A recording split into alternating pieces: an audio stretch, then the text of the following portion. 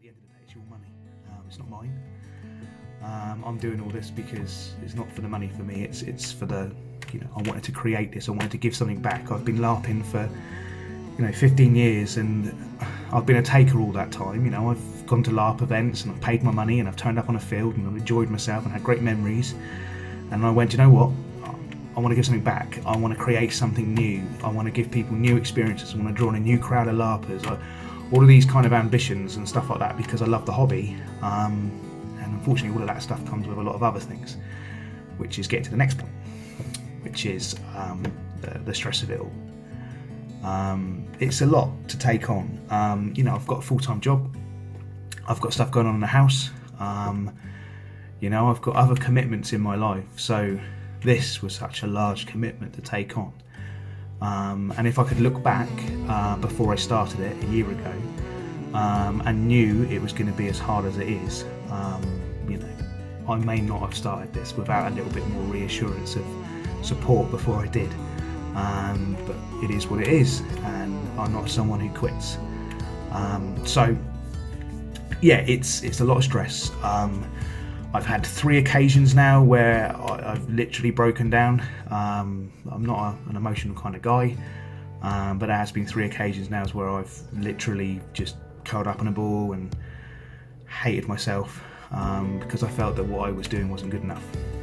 Because I create content, or I create a nice picture, or I create a website, and then the community doesn't feed back, doesn't say, we really like that, or we're going to share that, or wow, we're really looking forward to the game, or anything. And what happens with that is, although I understand from speaking to people afterwards, it's because you've seen it, you liked it, and that was it. You're like, yeah, I really like this, but because you never communicate that back, it feels like it wasn't good enough.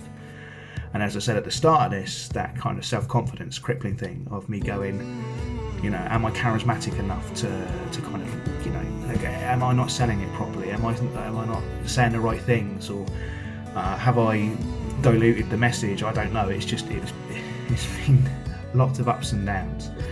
So, but that's something else you just got to accept, is that people have their own lives, and although I suspect the community is interested in the project and would love to play it and stuff like that, you cannot, as a developer, count on your community to basically give you that feedback.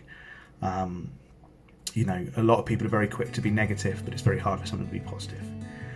You see that on a lot of basically other stuff, YouTube videos and stuff like that. There's always negativity, but it's very difficult to be positive. So I'm very lucky that the community on this game has not been in any way negative.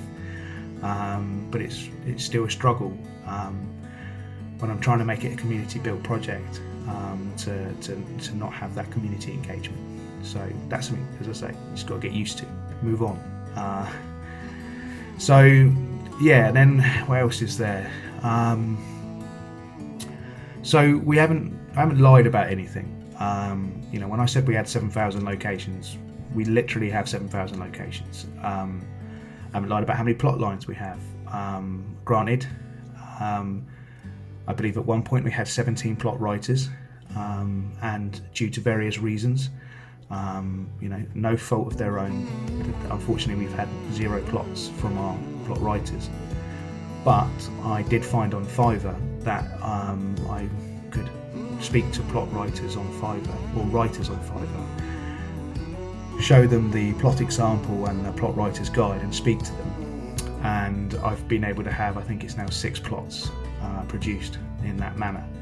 So there is, that's an avenue that we're going to be going down, or I'm going to be going down at the moment, is to reduce the amount of plots the game will launch with, but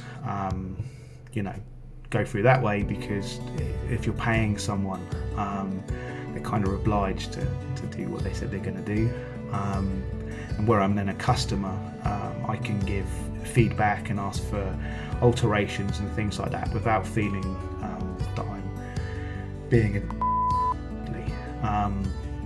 and that's so I am very thankful that the 17 individuals that signed up to do plot writing, and I'm hoping in the future when things settle down, they may come back, but you've got to be, this is back to that thing I said at the start about the you can't take it as a personal slight. It's not. At the end of the day, everybody does have a life outside of this, and everybody's not as passionate about it as like I am. So, it's not meant in any ill will, and that was something that once again, you've got to kind of accept. So, and then there was the Patreon. So I found out leading up to the website that the costs for this project were more than I thought they would be. And that's because I kind of refuse to not pay people.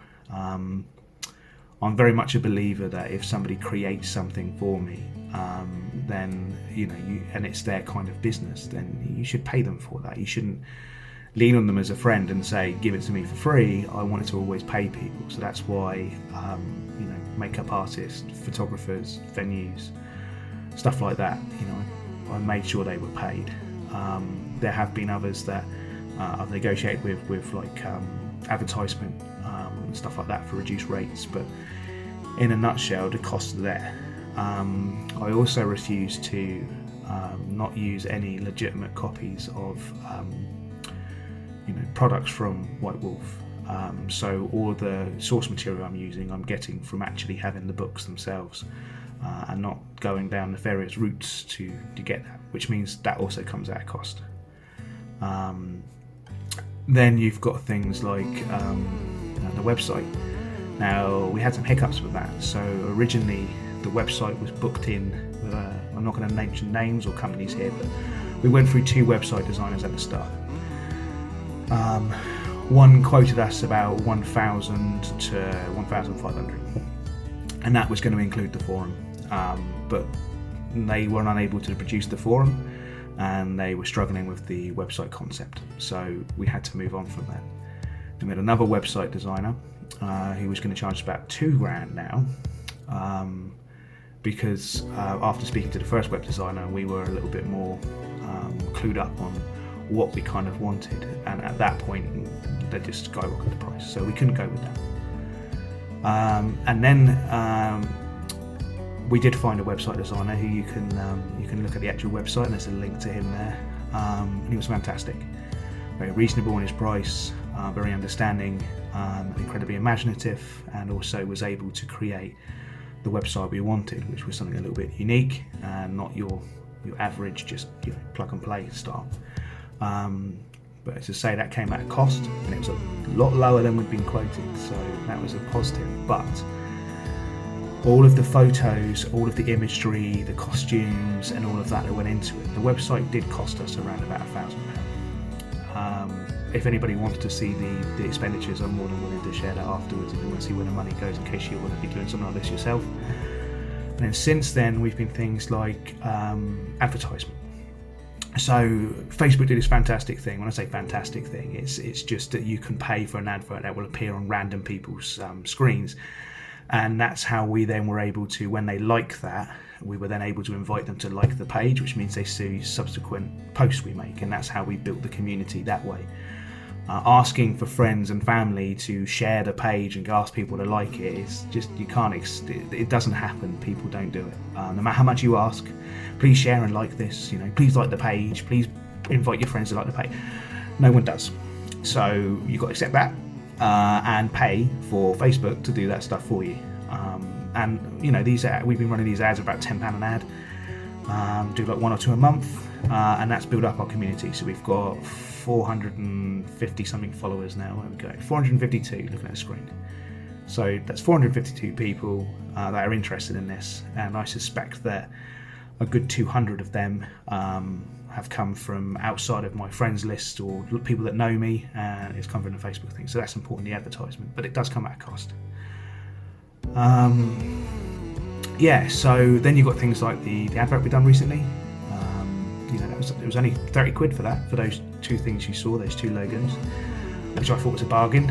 Granted, there was a bit of stress getting to that point, because what we were trying to do was different with the QRC code, and we were concerned that the QRC code wouldn't match up with the website because we were making the website a secure website, which once again added cost, but people were saying they wanted it to be secure, so we did. The things with going back to the website actually now, the thing with the website where it was the how you message us. So if you want to contact us, all of that being secure with the are you a robot thing, you know, that was something we added towards the end as well, because there was concerns raised about us being spammed and all that kind of stuff. So that was added in. The website had a phase of lots and lots and lots and lots and lots and lots and lots of changes, because we put it on the Patreon page.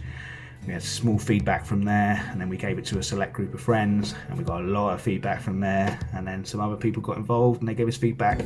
We're trying to change as much as we possibly can to make the website better. We believe it's turned out all right at the moment. I definitely would like to change certain aspects of that website, just mainly the content, the way it's structured with the landing page and stuff like that.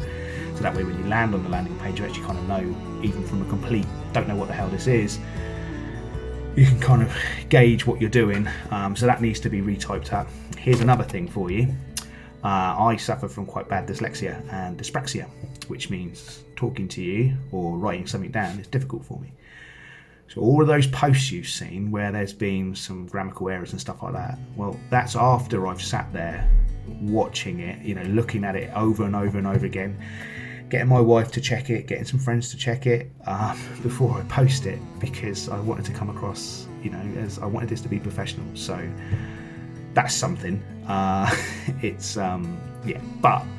it's a good thing, because I've had, by doing all these posts and being so scrutinous about what I'm doing, my actual spelling and grammar has improved. So win-win, bonus there. Right, so what else is there? So